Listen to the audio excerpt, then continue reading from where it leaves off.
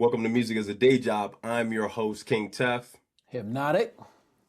And And today, what we're going to talk about is major labels quietly downsizing A&R departments. yeah, it's what happens in the world when you figure out ways to automate and save money. Happens all the time. I feel like they got lazy because when we were rocking heavy, I feel like all the labels got mad lazy because of TikTok and Instagram, and they thought they could make people that had high amount of views become stars, and then they're slowly finding out these people don't do numbers in buildings. It's a data driven industry right now, and I think that's where a lot of people get it twisted. Is because I remember just talking about Jay-Z. Like, what do you say? Numbers don't lie. Yeah, numbers do lie. They absolutely lie. CD sales lie. Everything lies. So I think you need the A&R for this reason, because it's like this. When I'm watching people perform, so me and you, we're on almost on our 500 show or 500 show or whatever it is when you see somebody in person, there's something you feel, there's an energy there. And that song may not translate on a radio, or it may not even translate on a Discord or whatever, but it translates in person. If someone can perform, that's where you find the real talent. And then if someone has fans in front of them, that's game over. And I think everyone misses that. That's why the TikTok star became, you know? hmm And I see like some people are saying like on here saying the downsizing is coming, but it doesn't make it easier because of less gatekeepers. The one thing like I feel like for us, like because of the way we built our career, less gatekeepers does make it easier for us. Because that's the one thing I hate about the music industry, because the gatekeepers, like, remember we be in LA and it's this dudes that just feel like if you don't have a song with Tony or Bobby or da da da da, and if he doesn't like it, then and half these dudes, if they could replicate half the stuff they did back in the 90s and stuff like that, they'd be billionaires. Oh yeah. But you're just, you know what I'm saying? They got lucky a couple times. They made one dude pop or whatever. They got that one or two people that pop, and then they hold on to that the whole life, and they supposedly dictate everything that's popping. But then when you hear these stories of tons of the artists that end up popping and becoming big, a lot of them didn't go through any of that. So it's like when you take like a 50 Cent and you're saying like he's getting turned down by every label. Like every label turns him down. Even they Yeah. even talk about Drake getting turned down by every label. And it's like by the time you figure out this dude is that dope or whatever or whatnot, he's already popped. He's already like, you know what I'm saying? Like he's already killing it. You're just putting money behind it. Now you saying like you made him dope. And that's the one thing I hate about gatekeepers, because it isn't like they made him. Like that doesn't exist anymore.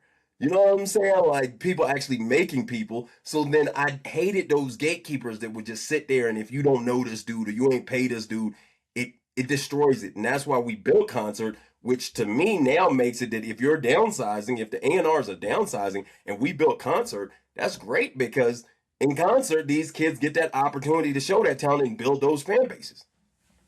This is why I love gatekeepers, is because we wouldn't have built a whole entire career and lived off music if there weren't gatekeepers. So I gotta say the opposite, because gatekeepers are the thing that made me think deeper, work harder, work smarter, and make bigger moves. Because of even some of the time, some of the moves were in spite. Like, I want to do this because I'm like, gatekeepers like this. I try to get on a blog, and if I don't spend this amount of money, you can't get on the blog, or if, you know what I mean. But nowadays is like, you have your own platform, but you have to do the work. And I don't know if it makes people respect the work more. It's kind of like if you're on the radio and you have $100,000, $200,000 into a radio campaign, you might blow up from that. But now you have to build your own radio station and you have to build your own audience. And it's like, people don't like that either. So where is the point where artists are actually thankful for, it's like we take everything for granted, which is interesting. You know what I mean? I like that switch up of the sarcasticness. I could have expected that you love gatekeepers because you wouldn't have thought like, and like I feel the same. Like I would have never thought the way I thought about the music industry. Like because coming from where me and you come from, um, there's nothing really here. They have the fake gatekeepers that were here. That's like, man, you can't perform if you da da da da da and all that stuff. They have like the fake ones that try to control everything, but we of course over like jumped over that and just started doing our own shows. That's why none of them liked us. But they had those. But then I always like it's if you never go into the music industry, you don't know what it is. And from where we were sitting, it's kind of like we were doing 800, 1,000 people at our headliners, and then we were doing like headlining 60,000 for 420 or tons 15,000 here and da da da. So for us, we really didn't know what the music business was. Like we only knew how me and you grinded, and we weren't really, we've never been crazy on streaming. We never been crazy on our social media platforms. We did the regular old school grind of like people in our phones. We knew, like, of course, if you had like 1,000 fans, that made enough money for us to make $100,000 or whatever, 2,000 fans or whatever, and we directly correlated that to a business. We didn't know any of the music business, so then to see the gatekeepers and then change how we moved, that says a lot, because then we finally seen it, which I do respect it, because I wouldn't have thought like this if I didn't actually see it. You know, I think a lot of people look down on us because we gave opportunities to those who worked hard versus who we thought was dope. And I don't think being dope, like opinion, like the level of how someone sounds is an opinion. Because even nowadays, like I learn music that's like, it doesn't sound mixed. It's not my favorite taste of music, and it's filling up stadiums. So I think if you don't like the way something is done, build it yourself. Yeah, That's and it. that's the realest. That's what comes why we built Concert. And as you said, people didn't like us because we gave those opportunities. And the thing about that is, who am I to say someone's music is trash? Like that's what I've always felt like. Who am I? Like as a listener, I can be like, I don't want to listen to that. But then who am I as a like, I guess you can kind of say like, who am I to say someone's art is just trash in general? Like the public shouldn't hear this. You see what I'm saying? Like to gatekeep that. Like because it's like, yeah, they're like people can say they've heard horrible songs from artists, but then at the same time, I've heard famous people just have horrible songs. So then to me, it's like, who am I?